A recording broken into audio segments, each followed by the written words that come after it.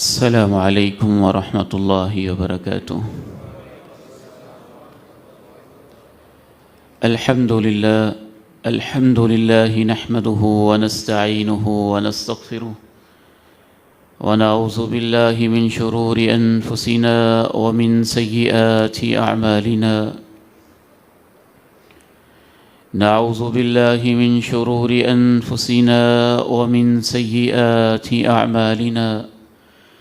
أشهد أن لا إله إلا الله وحده لا شريك له وأشهد أن محمدًا عبده ورسوله صلى الله عليه وعلى آله وصحبه وسلم. اللهم صل على محمد وعلى آل محمد كما صليت على إبراهيم وعلى آل إبراهيم إنك حميد مجيد. اللهم بارك على محمد وعلى آل محمد كما باركت على إبراهيم وعلى آل إبراهيم إنك حميد مجيد. رب اشرح لي صدري ويسر لي أمري واحلل عقدة من لساني يفقه قولي. اللهم انفعني بما علمتني وعلمني ما ينفعني وزدني علما.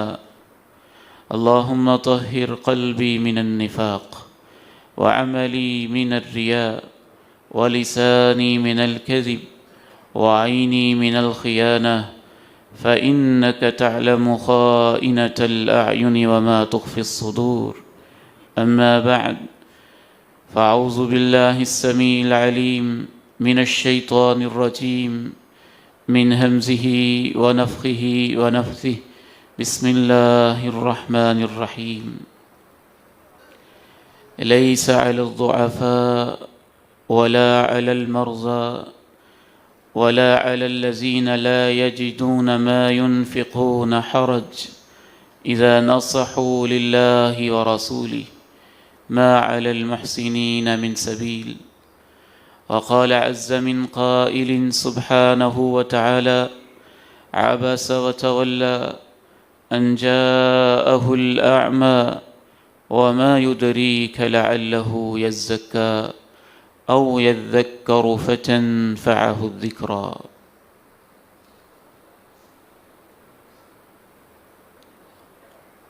انتہائی قابل احترام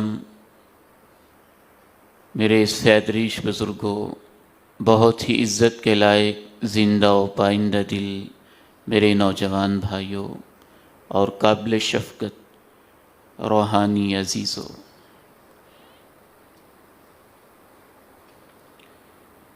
اللہ رب العزت نے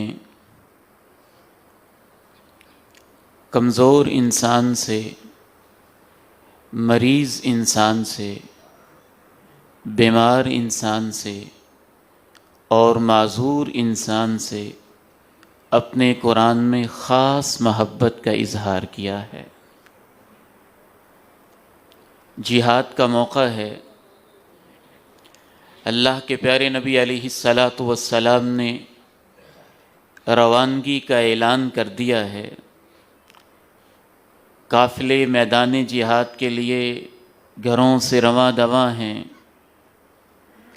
جس کے پاس تیر ہے، تلوار ہے، سواری ہے، جوانی ہے، قوت و ہمت ہے، وہ شاداں و فرحاں کہ اللہ کے پیغمبر کی قیادت میں میدان جہاد میں، رب کی راہوں میں، وفاؤں کے راستوں پہ شہادتوں کی تمنائیں لیے جب یہ قافلے روانہ ہو گئے تو جو گھروں میں مریض تھے بڑے افسردہ ہوئے، جو بیچارے ویسے ہی کمزور تھے وہ بھی غمزدہ ہوئے، اور وہ لوگ جو صحت مند تھے لیکن نہ ان کے پاس تیر، نہ تلوار، نہ گھوڑا، نہ اونٹ، وہ بھی بڑے افسردہ ہوئے۔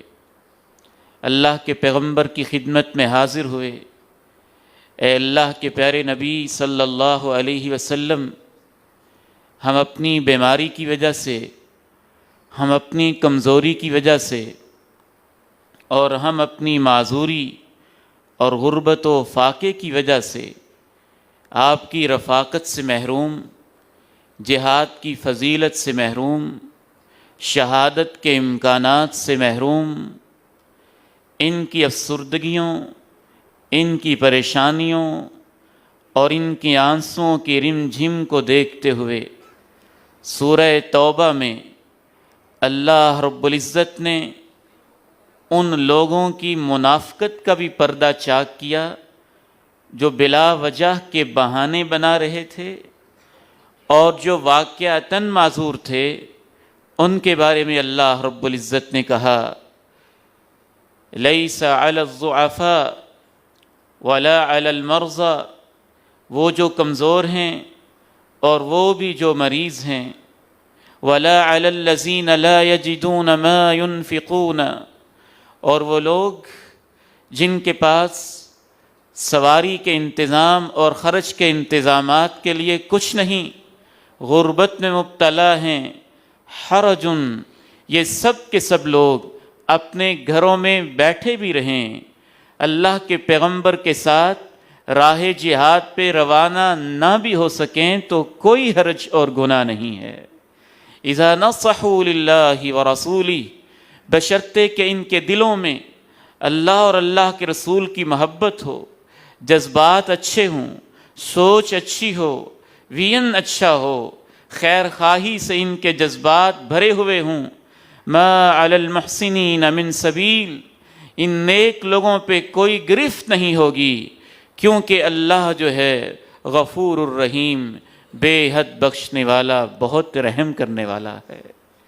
ایک وہ موقع بھی آیا کہ اللہ کے پیغمبر میدان جہاد سے واپس آ گئے، اور میدان جہاد کی راہوں میں بھی آپ نے اپنے صحابہ سے کہا ان بالمدینۃ اناسا ما سلکتم شعبا ولا وادیا الا وشرکوکم فی الاجر، اے میرے صحابہ تم میرے ساتھ تھے، گھوڑوں کی پشت پہ تھے، تلواروں نیزوں کے ساتھ اپنی جانیں ہتھیلیوں پہ رکھ کے نکلے ہوئے تھے، اور تم کبھی نشیب میں، کبھی فراز میں، کبھی پہاڑ کی چوٹی پہ، کبھی دامن میں، کبھی صحراؤں میں، اور کبھی سنگریزوں کے اوپر چل رہے تھے، اور کچھ لوگ تمہارے ساتھ نہیں تھے، وہ مدینے میں اپنے بیوی بچوں کے پاس بیٹھے ہوئے تھے، لیکن جب بھی تم کسی گھاٹی میں اترتے تھے یا پہاڑ کی چوٹی پہ چڑھتے تھے، جیسے تم کو اجر ملتا تھا، گھر بیٹھے ہی اللہ ان کو تمہارے برابر ثواب دے دیتا تھا۔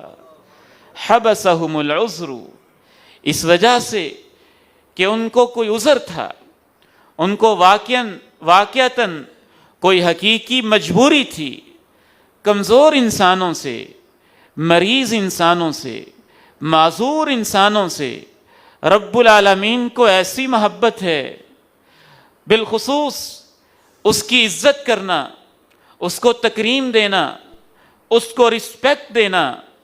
آج میں یہ سمجھتا ہوں ہمارے معاشرے کا سب سے بنیادی مسئلہ یہ نہیں ہے کہ بیماری پھیل رہی ہے، سب سے بنیادی مسئلہ یہ نہیں ہے کہ اموات واقع ہو رہی ہیں، سب سے بنیادی مسئلہ یہ نہیں ہے کہ جنازے آئے روز اٹھ رہے ہیں، سب سے بڑا مسئلہ یہ نہیں ہے کہ ہم لاک ڈاؤن میں ہیں، سب سے بڑا مسئلہ یہ نہیں ہے کہ SOPs اور احتیاطی تدابیر نے زندگی کی فطری کہانی کو بدل کے رکھ دیا ہے۔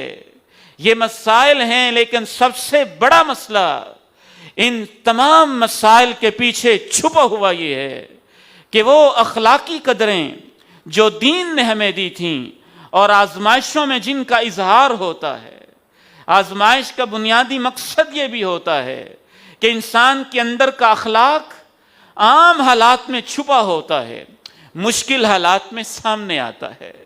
اندر کا انسان عام حالات میں اس پہ پردے پڑے ہوتے ہیں، پریشانیوں میں اندر کا انسان باہر نکل آتا ہے۔ انسان کی اصلیت کا اظہار ہوتا ہے۔ سب سے بڑا مسئلہ یہ ہے قومی سطح پہ، معاشی سطح پہ، معاشرتی سطح پہ، خاندانی سطح پہ جو اعلیٰ اخلاقیات اسلام نے ہمیں دی تھیں ان کے جنازے اٹھتے ہوئے دکھائی دے رہے ہیں بعض جگہوں پہ۔ کچھ جگہوں پہ، بہت ساری جگہیں ایسی بھی ہیں جہاں اعلیٰ اخلاقیات دیکھنے میں آ رہی ہیں، اور سب سے پہلا حق جو مریضوں کا متاثر ہوا ہے ہماری سوسائٹی کے اندر، وہ ان کی عزت کا حق ہے، رسپیکٹ کا حق ہے، نفسیات کی لحاظ کا حق ہے، ان کی آزادی کا حق ہے، ان کے جینے کا حق ہے، ان کی رسپیکٹ کا حق ہے، ان کے مقام و مرتبے کا حق ہے، ان کی شان کا حق ہے۔ کورونا مریض کے لفظ کو ہم نے ایسا باعث نفرت بنا دیا کہ بعض لوگ باقاعدہ اپنے آپ کو مریض کی بجائے مجرم محسوس کرنے لگے، اپنے آپ کو مریض کی بجائے یوں محسوس کرنے لگے کہ ہم تو اچھوت ہو گئے، اپنے آپ کو مریض کی بجائے تنہائیوں کے ایسے قیدی محسوس کرنے لگے کہ ان میں سے بعض ہسپتالوں کی ونڈو سے اچھل اچھل کے موت کے منہ میں جانے لگے، کچھ خودکشیاں کرنے لگے، کچھ اپنی مرض کو چھپانے لگے۔ آخر کیا وجہ ہے؟ بنیادی وجہ کہ ہم نے یہ سمجھا ہی نہ مریض کیا ہوتا ہے، اس کے حقوق کیا ہوتے ہیں۔ بیماری جو بھی ہے، مریض مریض ہی ہوتا ہے، معذور انسان معذور ہی ہوتا ہے، بلکہ عام انسانوں کی بنسبت اس کے حقوق زیادہ ہوتے ہیں، اس کی عزت زیادہ ہوتی ہے، اس کی رسپیکٹ زیادہ ہوتی ہے، اس کے احساسات، اس کی فیلنگز، اس کے جذبات کا اکرام عام انسانوں کی بنسبت اس قدر زیادہ ملحوظ خاطر رکھا جاتا ہے۔ پورے قرآن مجید میں اللہ کے پیغمبر کی شان ہی شان دکھائی دیتی ہے۔ آپ کے سینے کا تذکرہ، آپ کے چہرے کا تذکرہ، آپ کی آنکھوں کا تذکرہ، رفعت مقام کا تذکرہ، آپ کے شہر کا تذکرہ، آپ کے اہل بیت کا تذکرہ، آپ کے خاندان کا تذکرہ۔ ایک مقام ایسا ہے جہاں پہ اللہ رب العزت اپنے پیغمبر کو ہلکی ہلکی سی محبت بھری، یوں جیسے زجر پلا رہے ہوں، سمجھا رہے ہوں، نصیحت کر رہے ہوں۔ وہ مقام صرف ایک ایسا مقام ہے جہاں پہ اللہ کے پیارے نبی ایک معذور انسان، نبینا انسان کے احساسات کا پوری طرح خیال نہیں رکھ پائے تھے۔ آئے تھے جناب ابن ام مکتوم، نبینا تھے، آنکھوں سے معذور تھے، انہیں اندازہ نہیں تھا اللہ کے پیغمبر کی محفل میں کون کون سردار بیٹھا ہے، کون کون وڈیرا بیٹھا ہے، کیا کیا ان کے مطالبات ہیں۔ ان کا عذر تھا نا، وہ دیکھ نہیں پائے تھے، بینائی سے محروم تھے، آنکھوں سے محروم تھے۔ اس چیز کی پرواہ کیے بغیر مجلس میں بات کیا ہو رہی ہے، لوگ کیسے بیٹھے ہیں، آ کے دین کا مسئلہ پوچھا۔ اس نبینا انسان نے تو اللہ کے پیغمبر کی چہرے کی سلوٹوں کو دیکھا بھی نہیں تھا، لیکن عرش معلی پہ مستوی رب کریم نے اس چہرے کی سلوٹوں کو دیکھا۔ جو آسمان کی طرف نگاہ اٹھاتے تھے تو اللہ ان نگاہوں کے اٹھنے سے قبلے کو تبدیل کر دیتے تھے۔ آج ایک معذور انسان کو دیکھ کے جب اس چہرے پر انوار پہ یوں غصے کے آثار آئے، سلوٹیں آئیں، رب کریم کو اچھا نہ لگا۔ عبس وتولی ان جاءہ الاعمی، اے میرے نبی اس معذور اور نبین انسان کے آنے سے کہ یہ ان لوگوں کی ہدایت میں کہیں رکاوٹ یا کوئی درمیان میں مداخلت کا ذریعہ بن رہے ہیں، آپ کے چہرے پہ جو سلوٹیں آئی ہیں آپ کے رب کو پسند نہیں آیا ہے۔ عبس وتولی ان جاءہ الاعمی وما يدریک لعلہ یزکی، تمہیں کیا خبر کہ جو آپ کے پاس بیٹھے ہیں یہ ہدایت سے محروم رہ جائیں، اور تمہیں کیا خبر کہ اس کے دل میں صفائیاں کیسی ہیں۔ یہ آنکھوں سے محروم انسان اس کے دل کی بنائیاں کیسی ہیں، یہ بصارت سے محروم انسان اس کے اندر کی بصیرت کیسی ہے، یہ دیکھنے سے محروم انسان اس کے دل میں تزکیہ کی کیفیتیں کیسی ہیں۔ جب بھی ابن ام مکتوم اس کے بعد آیا کرتے تھے نا، تو اللہ کے پیغمبر سب کچھ چھوڑ چھاڑ کے کہتے تھے، ابن ام مکتوم تیرا آنا مبارک ہو، تیرے بارے میں تو اللہ نے مجھے سمجھایا ہے۔ عبس وتولى ان جاءه الاعمى انما تنصرون وترزقون بضعفائكم بدعوتهم واخلاصهم، حتیٰ کہ اللہ کے پیغمبر نے یہاں تک کہہ دیا، لوگوں تم پہ اللہ کی مدد آتی ہے اور رزق آتا ہے تو ان لوگوں کی وجہ سے جو تمہارے اندر کمزور انسان ہوتے ہیں، بدعوتهم واخلاصهم، ان کی دعاؤں اور ان کے اخلاص کی برکت سے اللہ تمہیں مدد بھی دیتا ہے، رزق بھی دیتا ہے۔ اللہ رب العزت نے مریضوں کا قرآن مجید میں خصوصی تذکرہ کیا، معذوروں کا قرآن مجید میں خصوصی تذکرہ کیا، بالخصوص اگر وہ مریض والدین ہوں، اگر وہ مریض بوڑھا باپ ہو، اگر وہ مریض بوڑھی ماں ہو۔ میں آپ کے ضمیر پہ دستک دے کے پوچھنا چاہتا ہوں، میں دنیا کے ہر ڈاکٹر کے دل پہ دستک دینا چاہتا ہوں، میں دنیا کے WHO کے ادارے کے ضمیر پہ دستک دینا چاہتا ہوں، میں حکومت اور سرکار کے ضمیر پہ دستک دے کے پوچھنا چاہتا ہوں، آپ ایمانداری سے بتائیے، اگر اللہ سب کو عافیت نصیب فرمائے، سب کو عافیت نصیب فرمائے، دعا یہی کرتے رہنا چاہیے، اللہ بیماریوں سے ہمیں محفوظ فرما، ہمارے والدین کو محفوظ فرما، ہماری اولادوں کو محفوظ فرما، ہمارے پورے کے پورے معاشرے، ملک و وطن، محلے کو محفوظ فرما، ہماری مسجد کے نمازیوں کو محفوظ فرما، دوست احباب کو محفوظ فرما۔ اے اللہ، تیرے اس گھر میں کھڑے ہو کے جمعے کے اس مبارک لمحے میں ہم تجھ سے دعا کرتے ہیں، ہمیں عافیت نصیب فرما۔ لیکن اگر کسی گھر میں یہ آزمائش آ ہی جائے، بوڑھا باپ بیمار ہو، بوڑھی ماں بیمار ہو، معصوم بچہ بیمار ہو، معصوم بیٹی بیمار ہو، خوف کے تاجروں سے اور میڈیا پہ بیٹھ کے سارا دن خوف کے سائے پھیلانے والوں سے پوچھنا چاہتا ہوں، کیا ہمیں یہ سبق دو گے کہ باپ کے قریب نہ جاؤ، ماں کو ہاتھ نہ لگاؤ، اس بوڑھی ماں کو ہاتھ نہ لگاؤ، وہ بوڑھی ماں جو خود واش روم نہیں جا سکتی، اس کو مرنے تڑپنے کے لیے چھوڑ دو، وہ آواز دے بیٹا میری بات تو سنو، اور تم خوف کے مارے دور بھاگو، وہ 80-90 سال کا باپ بلائے بیٹا میرے پاس تو آؤ، اور تم خوف کے مارے دور بھاگو، وہ 2-4 سال کا معصوم بچہ وہ سسکیاں لے لے کے مر رہا ہو، تڑپ رہا ہو، اور تم خوف کے مارے دور بھاگ جاؤ۔ نہیں، یہاں خوف کے سائے نہیں چلیں گے، یہاں تقدیر پہ ایمان چلے گا، یہاں تقدیر پہ ایمان چلے گا، یہاں محبتوں کا امتحان چلے گا، یہاں وفاؤں کا درس چلے گا، یہاں معذوروں مریضوں کے حقوق چلیں گے، یہاں انسانیت کا سبق سکھایا جائے گا۔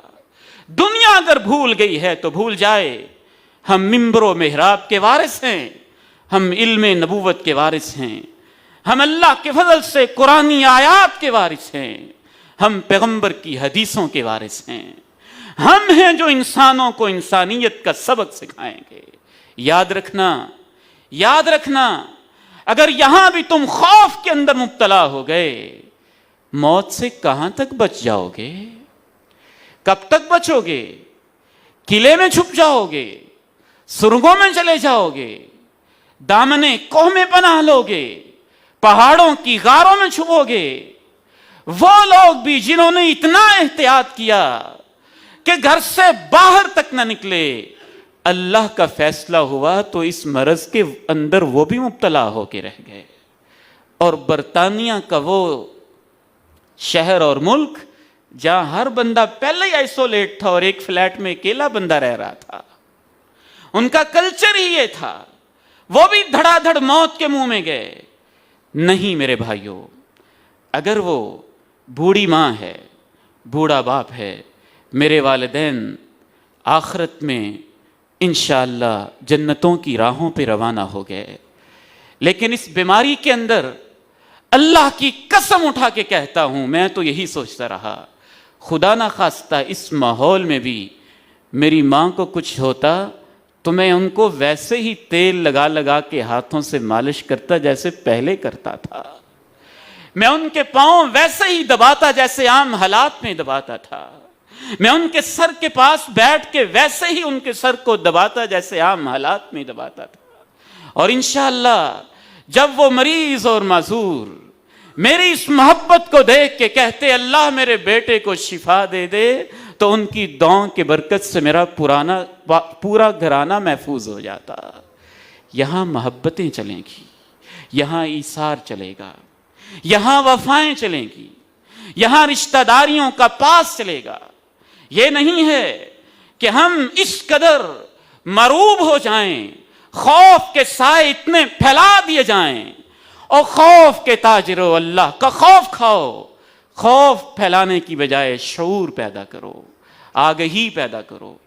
اچھا، اگر میں آپ سے سوال کروں گا، اگر آپ اتنی احتیاط کر کے بچ بھی گئے تو پھر آپ کیا موت سے بچ جائیں گے؟ دوسرا سوال، اگر آپ اتنی احتیاط کر کے بچ بھی گئے تو قیامت کے دن جب اللہ کہیں گے میں بیمار تھا تو نے مجھے پوچھا ہی نہیں، تو سوال کا جواب کیا دیں گے؟ قیامت کا دن ہوگا، رب تعالیٰ پوچھیں گے میں بیمار تھا تو نے مجھے پوچھا ہی نہیں، تو جواب کیا دیں گے؟ وہ ہمارے ایک عزیز کے جاننے والے، خود ڈاکٹر اور ساری زندگی مریضوں کی خدمت کی، وہ ڈاکٹر سلیمان ہسپتال میں رو رو کے کہتا رہا مجھے درد کا انجیکشن تو لگا دو، میں انسانیت کا خادم ہوں. اور لوگ ڈرتے ہوئے اس کے پاس نہ آئیں. تم بچ جاؤ گے، تمہاری انسانیت مر جائے گی. اگر تم بچ بھی جاؤ گے تمہارے اخلاق کا جنازہ نکل جائے گا.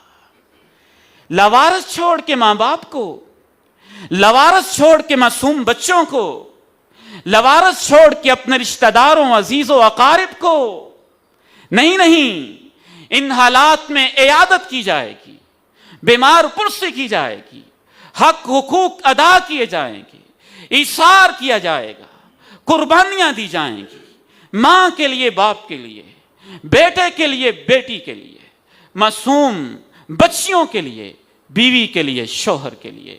جب ان کو اس قدر ضرورت ہو کہ ہمارے بغیر وہ جینے کا سوچ نہ سکتے ہوں. ہاں، میں نے ایک ڈاکٹر صاحب سے پوچھا ڈاکٹر صاحب میرا یہ مسئلہ تو حل کریں. میری تو رات پرسکون نہیں ہوتی تھی جب تک میں اپنی ماں کے پاس بیٹھ کے ان کے پاؤں نہیں دباتا تھا، اور میری رات ادھوری سے ہوتی تھی جب میں اپنے باپ کے پاس بیٹھ کے اس کا حال نہیں پوچھتا تھا. میری یہ الجھن حل تو کریں. آج کل جو تم ہمیں سبق دے رہے ہو، خدا نہ خواستہ میرے والدین آج زندہ ہوتے، اللہ نہ کرے ان کو یہ تکلیف ہو جاتی، تو میں اس الجھن سے نکل نہیں پا رہا. کیا میں تمہاری ہدایت پہ عمل کر کے ان سے 6 فٹ دور کہیں بھاگ جاتا؟ میں کیا کرتا؟ ڈاکٹر صاحب کہنے لگے دیندار تھے، اسپیشلسٹ تھے، عالم بھی تھے، دین و دنیا دونوں کی تعلیم تھی. کہنے لگے ہم تو یہی کہیں گے احتیاط کرو. میں نے کہا اچھا، اگر وہ میرا والد مجھے بلائے، وہ تڑپ رہا ہو، پھر بھی کہو گے احتیاط کرو؟ اگر وہ بوڑھی ماں ہو، وہ مجھے بلائے، وہ تڑپ رہی ہو، وہ خود ہاتھ میں گلاس کا پانی تک نہ پکڑ سکتی ہو، میں اس کا حقیقی بیٹا اسے نہیں پوچھوں گا تو ایک اجنبی ڈاکٹر کیسے پوچھے گا؟ پھر بھی کہو گے احتیاط کرو. ان کے ضمیر کو تھوڑا سا جھٹکا لگا، کہنے لگے نہیں، پھر نہیں ہم کہیں گے احتیاط کریں. میں نے کہا پھر مشورہ دیں کیا کریں؟ کہنے لگے ان کے سامنے ان کے پاس بیٹھیں، ان سے محبت کریں، ان کی خدمت کریں۔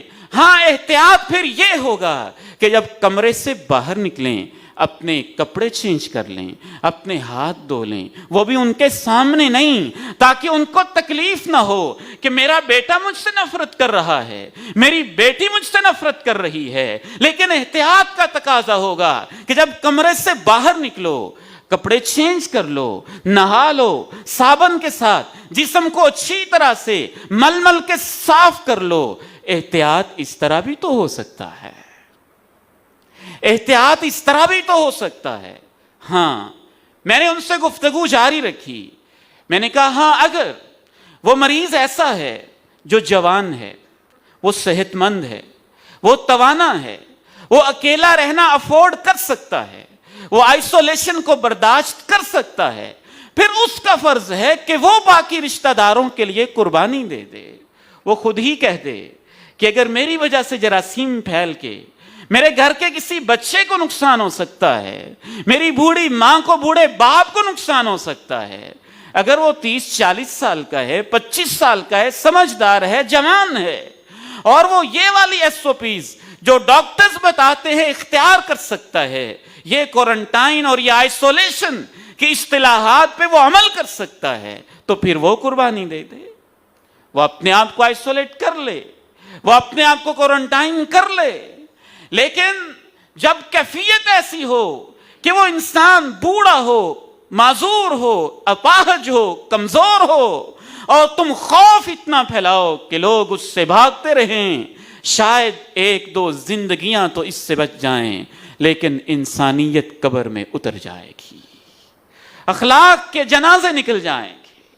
تو سب سے پہلی چیز، ہر مریض کو احترام دیا جائے، اس کو عزت دی جائے، وہ انسان ہے، اس کو رسپیکٹ دی جائے، اس کو باعزت الفاظ سے یاد کیا جائے۔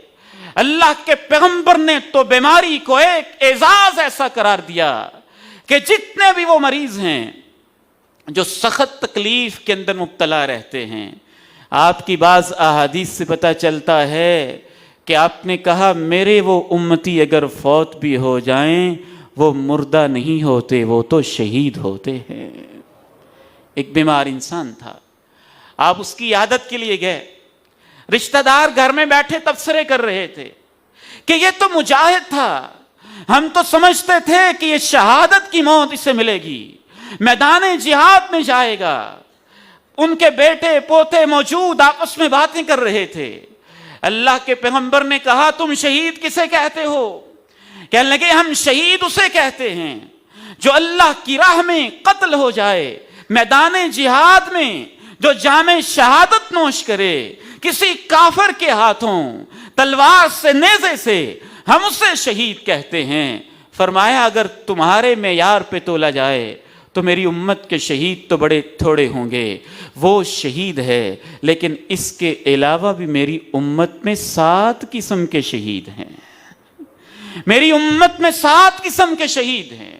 المطعون شہید، طاعون کی وبا پھیلے اور اس وبا کے اندر فوت ہو جائے وہ بھی شہید ہے۔ والمبتون شہید، جس کے پیٹ میں تکلیف ہو اور اس شدت تکلیف کو نہ سہتے ہوئے پیٹ کی بیماری میں جیسے پانی پڑ گیا، پیٹ پھول گیا، تکلیف ہو گئی ناقابل برداشت، میری امت کا وہ انسان بھی شہید ہے۔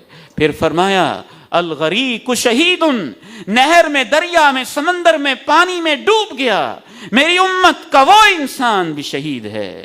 الحریق شہید، وہ جس کو پیٹرول انجن کے خراب ہونے سے کسی وجہ سے آگ لگ گئی اور اس کی سکت برداشت نہ کرتے ہوئے وہ فوت ہو گیا، میری امت کا وہ انسان بھی شہید ہے۔ صاحب الحدم شہید، جس کے اوپر کوئی دیوار گری، کوئی پتھر گرا، کوئی چیز گری اور وہ فوت ہو گیا، میری امت کا وہ انسان بھی شہید ہے۔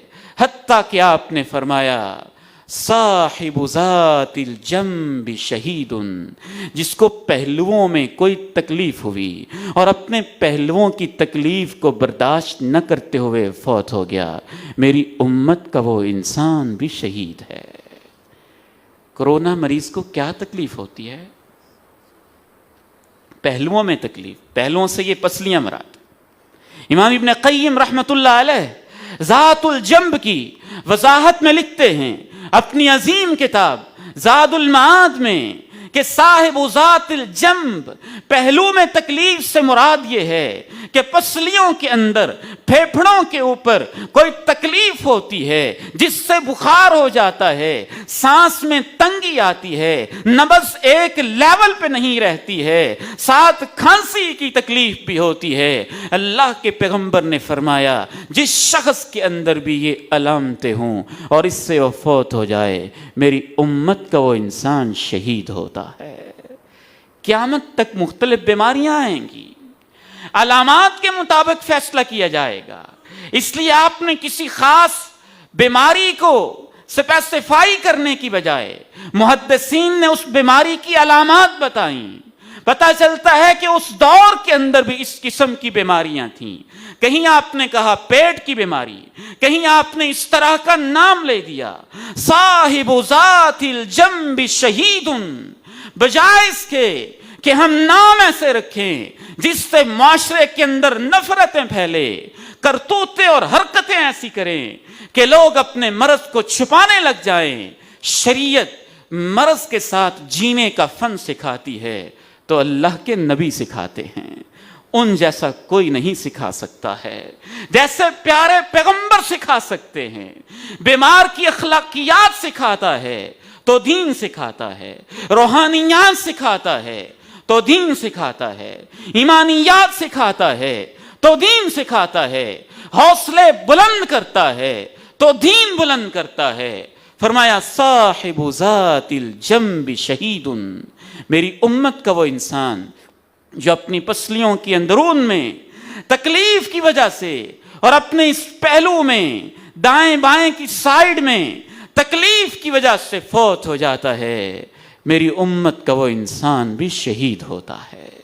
آپ نے ان کے ورثاء کو یہ حوصلہ دیا، یہ دلاسا دیا۔ شہید ہونے کا مطلب کیا ہے؟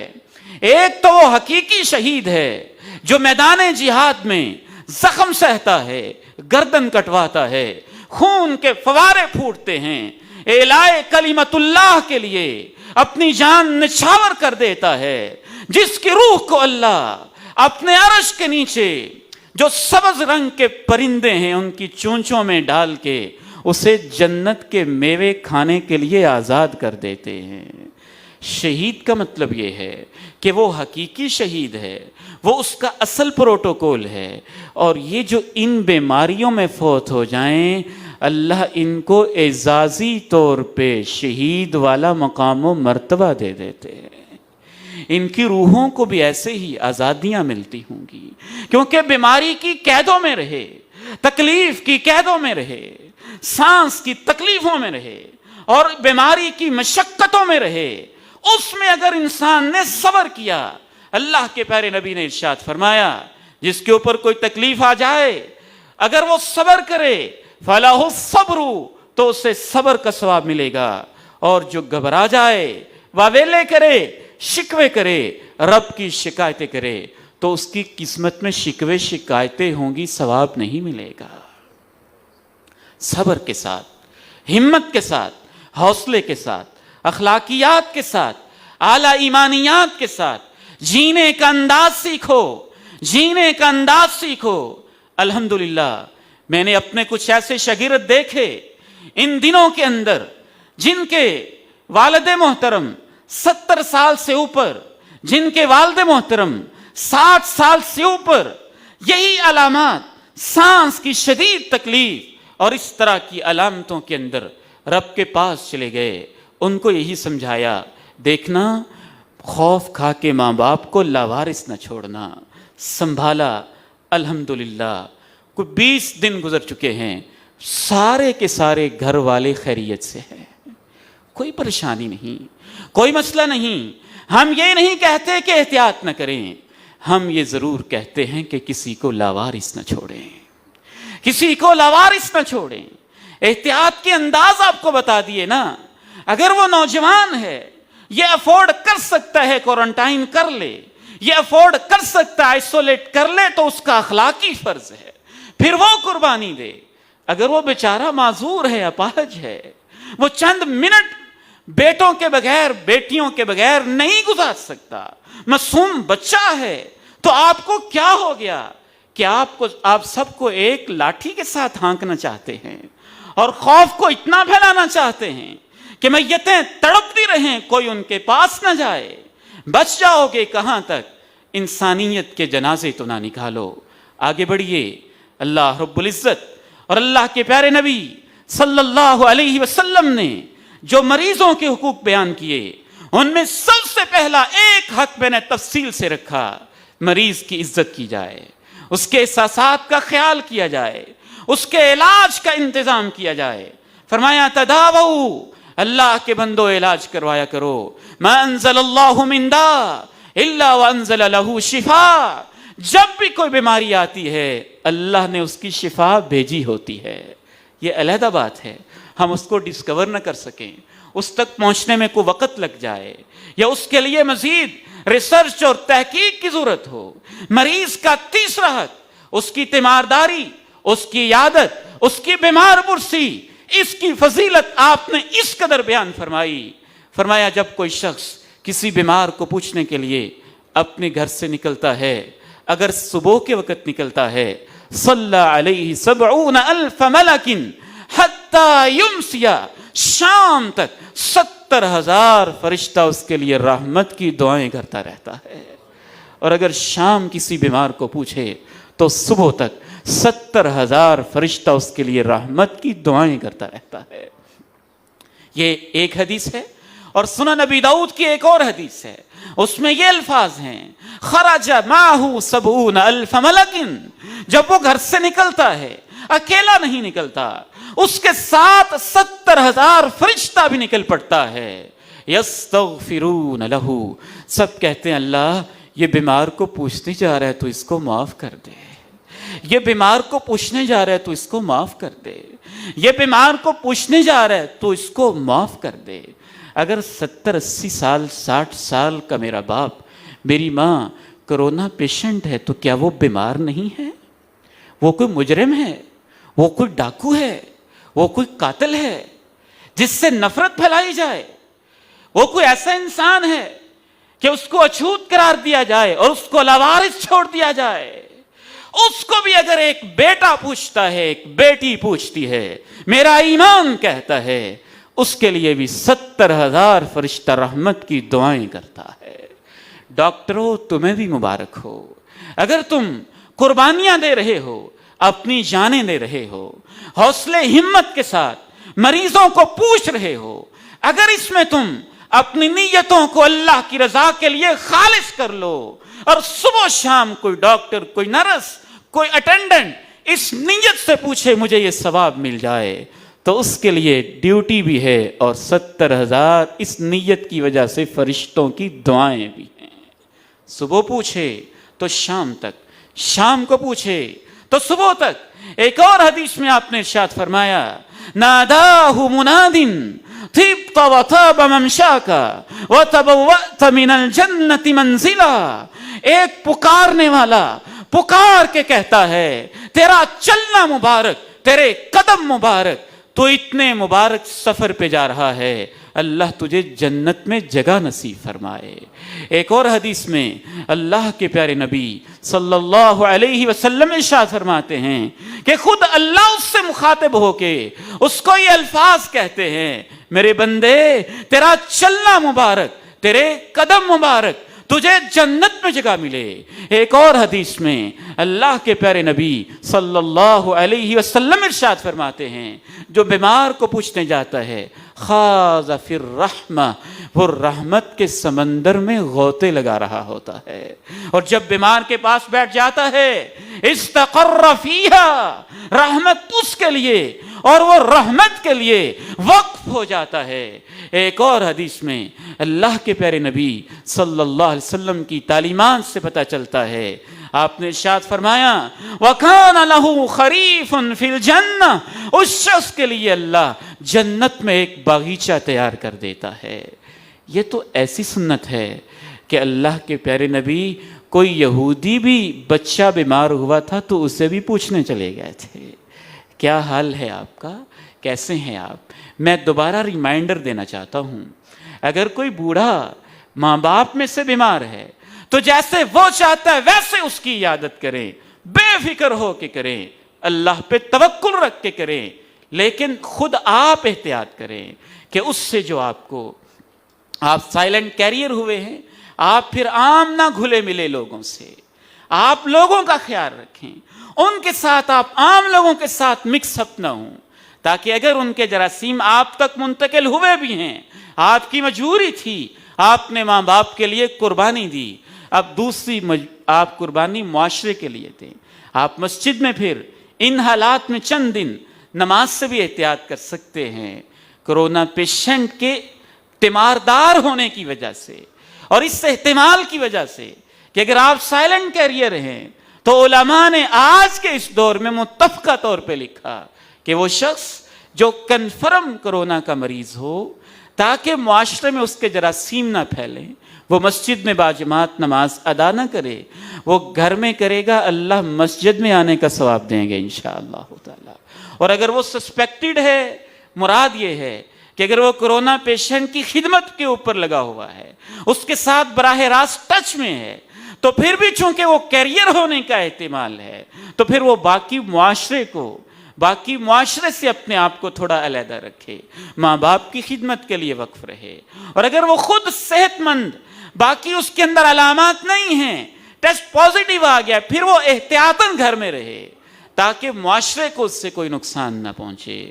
میں بات کو سمیٹتے ہوئے آخری ایک دو باتوں کی طرف آپ کی توجہ مبذول کروانا چاہتا ہوں کہ اللہ کے پیغمبر نے تو اس یہودی بچے کی بھی عیادت کی، بلکہ یہاں تک کہ آپ صحابہ کا امتحان لیتے تھے۔ ایک روز آپ نے پوچھا، آج کون ہے تم میں سے جس نے روزہ رکھا؟ جناب ابو بکر نے کہا، میں نے روزہ رکھا۔ آج کون ہے جس نے بیمار کو پوچھا؟ جناب ابو بکر، میں نے پوچھا۔ تیسرا سوال، کون ہے جس نے آج جنازہ پڑھا؟ جناب ابو بکر، میں نے پڑھا۔ چوتھا سوال، کون ہے جس نے آج مسکین کو کھانا کھلایا؟ جناب ابو بکر، میں نے کھلایا۔ فرمایا، چاروں خوبیاں جس میں جمع ہو جاتی ہیں اللہ اسے جنت میں داخل کر دیتا ہے۔ بیمار کو پوچھنا جنت میں داخلے کا انسان کے لیے ذریعہ بن جاتا ہے۔ آؤ آخری بات عرض کر کے اجازت چاہوں گا، بیماروں کے حوصلے بلند کریں، بجائے اس کے ان کو بتائیں اتنے کروڑ مریض ہیں، اتنی موتیں ہو جائیں گی، اتنے جنازے اٹھیں گے، اتنی میتیں ہو جائیں گی۔ یہ کیا خوف کا کاروبار کر رہے ہو؟ یہ کیا خوف کی تجارت کر رہے ہو؟ یہ کیا معاشرے کے اندر سنسنی پھیلا رہے ہو؟ شعور پیدا کرو، شعور پیدا کرو، شعور پیدا کرو، اخلاقیات پیدا کرو۔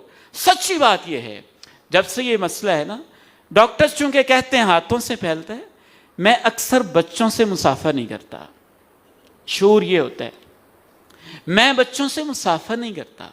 کیوں نہیں کرتا؟ اس لیے نہیں کہ میں ڈرتا ہوں، اس لیے کہ میں سفر پہ ہوں۔ دائیں بائیں کچھ لوگ ایسے بھی ہوتے ہیں جن سے مسافہ نہ کیا جائے وہ ناراض ہوتے ہیں، ان سے ہم مسافہ کرتے بھی ہیں، بعد میں ہاتھ کو سینیٹائز کر لیتے ہیں، بعد میں دھو لیتے ہیں، اخلاقیات بھی رہ جاتی ہیں، احتیاط بھی ہو جاتا ہے۔ یہ صورت بھی ہو سکتی ہے، لیکن بچے میں شعور نہیں۔ اس بچے سے میں مسافہ اس لیے نہیں کرتا کہ کہیں میری وجہ سے اس بچے کا کوئی نقصان نہ ہو جائے، کہیں ایسا نہ ہو کہ میں سفر کی وجہ سے دائیں بائیں میرے اندر کوئی سائلنٹ کیریئر ہو اور یہ معصوم بچہ میرے ساتھ مسافے کی وجہ سے کسی پریشانی کے اندر مبتلا نہ ہو جائے۔ پھیلتا نہیں پھیلتا یہ اللہ جانتا ہے، ڈاکٹرز کہتے ہیں تو ہم ان پہ اعتماد کر لیتے ہیں، یہ ان کا فیلڈ ہے، جس کا جو فیلڈ ہوتا ہے اس پہ اعتماد کیا جاتا ہے۔ اور ان لوگوں کو بھی چاہیے جو ایمان کی باتیں ہم بتا رہے ہیں ہمارے اوپر اعتماد کریں، جو میڈیکل سائنس کی باتیں وہ بتاتے ہیں ہم ان پہ اعتماد کریں، جو دین نے اخلاق بتائے ہیں وہ ہم سے سیکھیں، جو دین نے ایمان بتایا ہے وہ ہم سے سیکھیں۔ ایمان اتنا پختہ رکھیں، لا ادوا ولا طیارہ۔ اللہ کے پیغمبر نے کہا اللہ کے حکم کے بغیر دنیا کی کوئی بیماری اپنی مرضی سے کسی دوسرے کو نہیں لگ سکتی ہے۔ لا ادوا ولا طیارہ۔ ایمان اتنا کامل رکھیں، مضبوط رکھیں۔ احتیاط اس لیے کہ ڈاکٹرز جو بتاتے ہیں وہ احتیاط کرنی چاہیے۔ احتیاط ہمارے دین کا حصہ ہے، ہمارے دین اور ایمان کا حصہ ہے۔ حوصلے بلند کریں۔ اللہ کے پیارے نبی مرضوں سے ڈراتے نہیں تھے، مریض سے ہم دردی کرتے تھے، مریض کو حوصلہ دیتے تھے، خوف کے حالات میں امیدیں دلاتے تھے۔ جب راستے پرخطر تھے، جب غربت اور فقر و فاقے تھے، اس دور میں بھی اللہ کے نبی نے جناب عدی سے کہا تھا، عدی ڈرنا نہیں کہ اس دین کی وجہ سے غریب ہو جاؤ گے، عدی یہ نہ ہو کہ میرے صحابہ کہہ رہے ہیں آج راستے پرامن نہیں ہیں، ڈر نہ جانا، عدی ایک وقت وہ آئے گا اگر تمہاری زندگی لمبی ہوئی، آج راستے پرامن نہیں لیکن وہ دور بھی آئے گا کہ ہیرا سے لے کر مکہ تک ایک عورت چلے گی اور اس ہزاروں کلومیٹر کے سفر میں اسے اللہ کے علاوہ کسی کا کوئی ڈر نہیں ہوگا۔ عدی آج غربت سے لوگ مر رہے ہیں لیکن وہ وقت بھی آئے گا، عدی اگر تیری زندگی رہی وہ وقت بھی آئے گا، لوگ سونا چاندی لے کے نکلیں گے اور کوئی ان کو قبول کرنے والا نہیں ہوگا۔ عدی آج میرے ساتھیوں کے اوپر ظلم ہو رہا ہے لیکن وہ وقت بھی آئے گا، عدی تو دیکھے گا کہ کیسر و کسرا کے خزانے ان کے قدموں کے نیچے ہوں گے۔ یہ حوصلے ہوتے ہیں، گھبرانا نہیں۔ وہ وقت بھی آئے گا پہلے کی طرح آمد و رفت ہوگی، وہ وقت بھی آئے گا مصیبتیں ٹل جائیں گی، وہ وقت بھی آئے گا وبائیں ختم ہو جائیں گی، وہ وقت بھی آئے گا رب کریم اپنے بندوں کی توبہ اور انابت کو دیکھ کے ان پہ رحم فرمائیں گے، شفاؤں کا ماحول ہوگا، عام دنوں کی طرح ریل پیل ہوگی، ملاقاتیں ہوں گی۔ اللہ وہ وقت ہمیں جلدی نصیب فرمائے۔ وآخر دعوانا ان الحمد للہ رب العالمین۔